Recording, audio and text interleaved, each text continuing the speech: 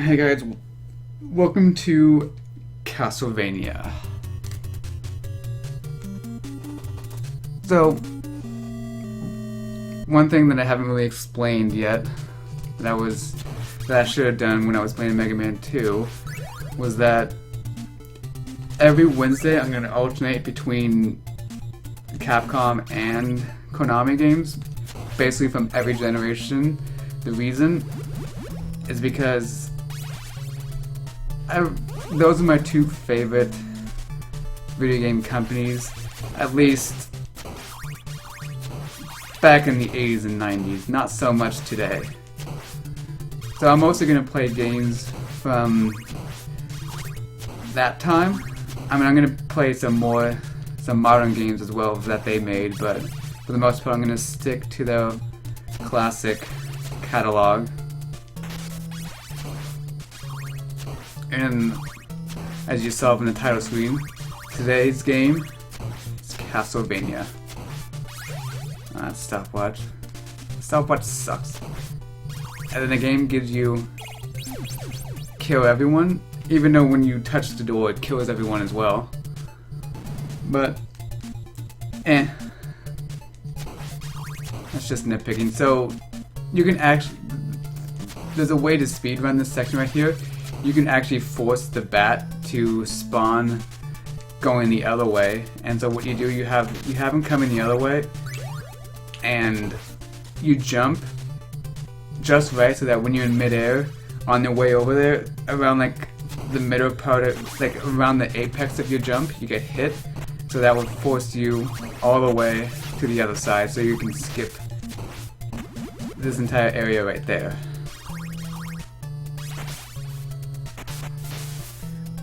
But I'm not going to be skipping that because it's very short, but in the next level I'm going to be skipping one part. Mainly due to the fact that I always do, even on my very first playthrough of this game. I think I even skipped it because I did it on accident. Because even though Castlevania is great, it does have performance problems. Well, not really performance problems, it has exploits that you can... Yeah, let's just say exploits. It has things... damn it. Things in the game that very exploitable. And not all of them are on purpose, I think. One thing is that if there's two enemies together, and you're gonna hit both enemies at the same time with a specific weapon, let's say the axe this time, you hit them both at the same time, it'll basically do double or triple damage, basically act as a critical hit, and it should kill most enemies like that. Let's see if I can actually pull it off on these two guys. Like that, yeah. So that armor guy, crap. The guy with the lance, he would take, I believe, 2 hits to kill, but doing it that way you basically get to kill him for one shot. Because the upgraded whip does the exact same amount of damage as any weapon.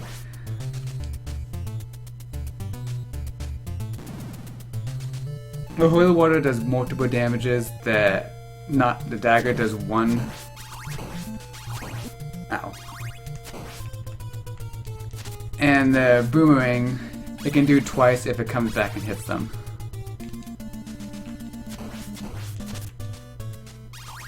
So that's a way to actually get a treasure to appear here.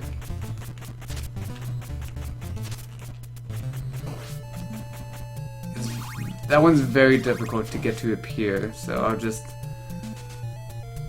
forget about it.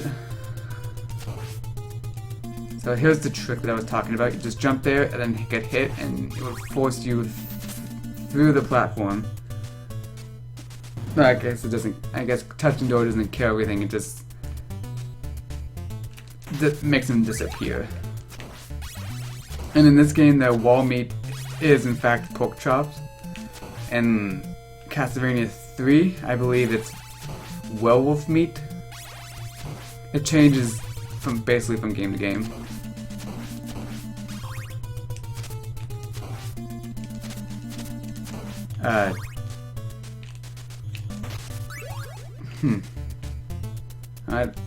Usually I would have the holy water at this point in the game, which is, if you've never played Castlevania 1, the holy water in this game is ridiculously broken on every single boss besides the first one. And I don't think the first level even gives you holy water. But yeah, this game's not very short. I mean, not very long.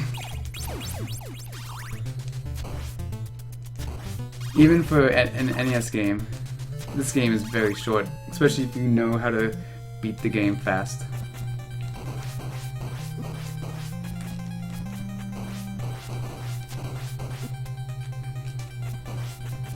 Aw, damn it.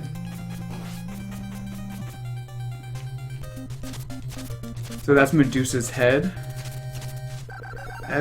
Ooh, that looks like I'm sitting down. Okay. Yeah, everyone pretty much knows that this game is basically a fan letter to everyone who loves classic horror monsters. Because you have the giant bat, Medusa's head, and now in this level you get the mummy. Actually, 2 mummies.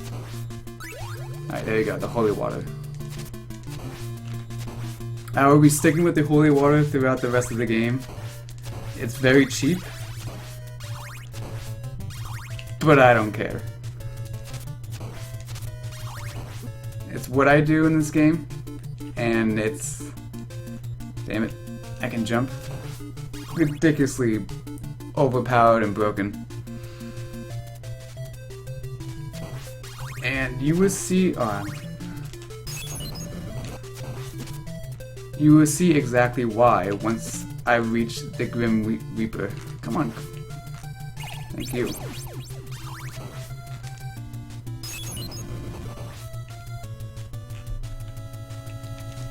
Alright, yeah, there we go.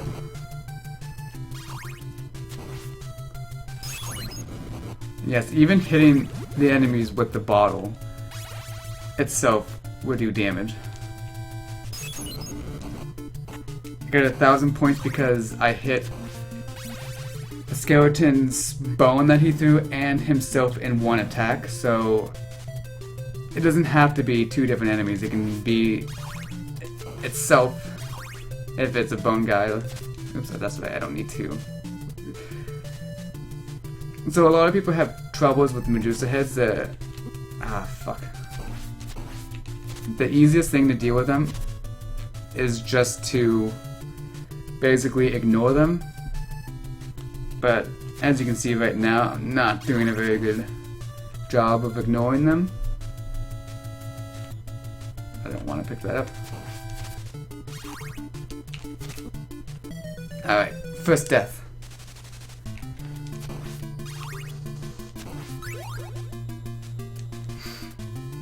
That's cool. I can survive without the holy water. It's not like the mummy. Very challenging. It's probably been... I don't know, I want to say 2 years since I've actually sat down and played this game from beginning to end.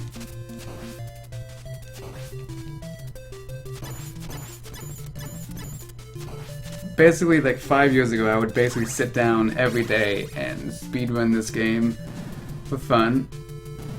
At home, I wouldn't do that. I didn't do that online back in the day. I'm clearly not as good as I was back then, but basically, this is how I see things. Classic, old school games are kind of like riding a bike. You may stop playing the game, like you may stop riding the bike, but you never truly forget how to play the game and what things are, because old school games have a very specific way to play them.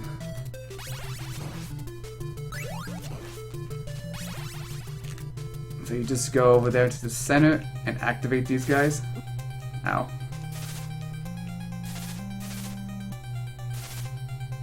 Come on, go. There we go.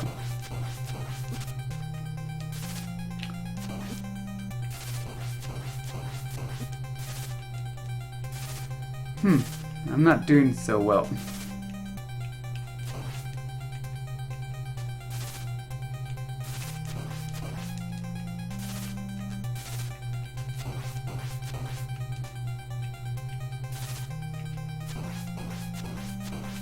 There we go.